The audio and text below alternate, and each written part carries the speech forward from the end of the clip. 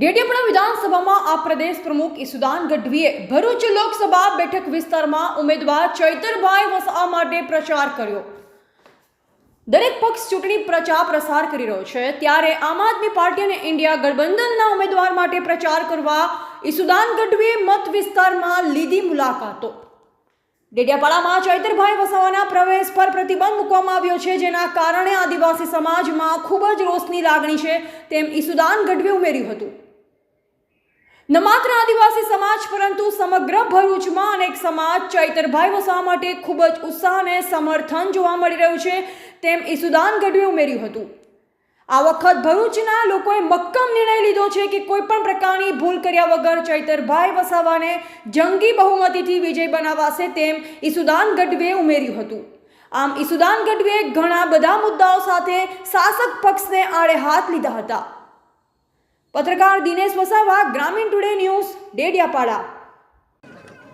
મિત્રો, ડેડિયાપાડાના જે વિસ્તારોમાં ગામડામાં ચૈતરભાઈ વસાવાને પ્રતિબંધ છે, પરંતુ જ્યારે અમે ગામડે જઈ રહ્યા છીએ ત્યારે ખૂબ લોકો ઢોલ વગાડીને ગામે ગામ સ્વાગત કરે છે, એક જ ચાલે ચેતર ચાલેના નારા લગાડે છે।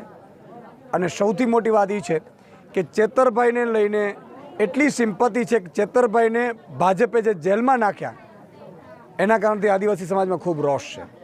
ચૈતરભાઈ વસાવા એક ખેડૂત આગેવાન માટે જેલમાં ગયા છે, સિટિંગ ધારાસભ્ય જેલમાં ગયા, એમનો પરિવાર જેલમાં ગયું, એટલે આદિવાસીઓમાં ચૈતરભાઈને લઈને ખૂબ બધો પ્રેમ છે। ન માત્ર આદિવાસી સમાજમાં પરંતુ તમામ ભરૂચની લોકસભામાં હું ફરી રહ્યો છું, ખૂબ અત્યારે સહયોગ મળી રહ્યો છે। પણ એક વાત આગેવાનો જે ચૈતરભાઈના સમર્થકો છે, જે ચૈતરભાઈને ચાહે છે, એ ડર સતાવે છે કે અહીંયા જે રીતે ભાજપ દ્વારા કેટલાક વિસ્તારોમાં અથવા તો અપક્ષ અને બીજી પાર્ટીઓને પણ ઊભા રાખવાની એક કોશિશ હિલચાલ ભાજપે જે કરી છે, એનાથી લોકોમાં ખૂબ રોષ છે।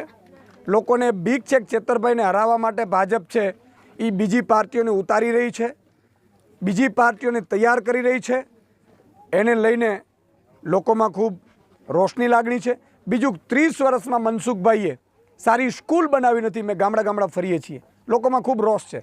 30 વર્ષ પહેલાં જો સારી સ્કૂલો બની જાત તો આજે કેટલાય આદિવાસી સમાજના દીકરા દીકરીઓ અધિકારીઓ હોત, ડૉક્ટર, એન્જિનિયર હોત, પણ એ ન બની શક્યા।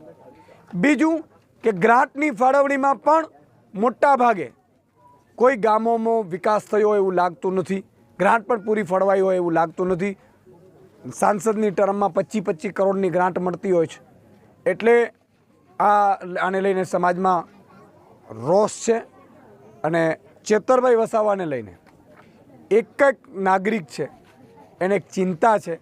તમામ ભરૂચવાસીઓને પણ અહીંથી નાગરિકો અપીલ કરી રહ્યા છે કે આ વખતે ભૂલ ન કરતા દર વખતે 30 વર્ષથી આપણે કોઈ એકને એક વ્યક્તિથી ચૂંટીએ છીએ, જેનાથી આ ભરૂચના નાગરિકોનો દિલ્હીમાં અવાજ નથી ઉઠ્યો, સંસદમાં અવાજ નથી ઉઠ્યો। તો ચૈતરભાઈ વસાવાને લઈને ખૂબ પ્રેમ છે, લાગણી છે, પણ લોકોમાં એક ડર પણ છે કે બીજી પાર્ટીઓને ભાજપ ઊભું કરાવડાવીને ચૈતરભાઈના મત વિભાજન કરવાની એક ચેષ્ટા કરી રહી છે, એમાંથી લોકોમાં ખૂબ રોષ જોવા મળી રહ્યો છે। જય હિન્દ, જય ભારત। વધુ સમાચારો માટે જોતા રહો ગ્રામીણ ટુડે ન્યૂઝ।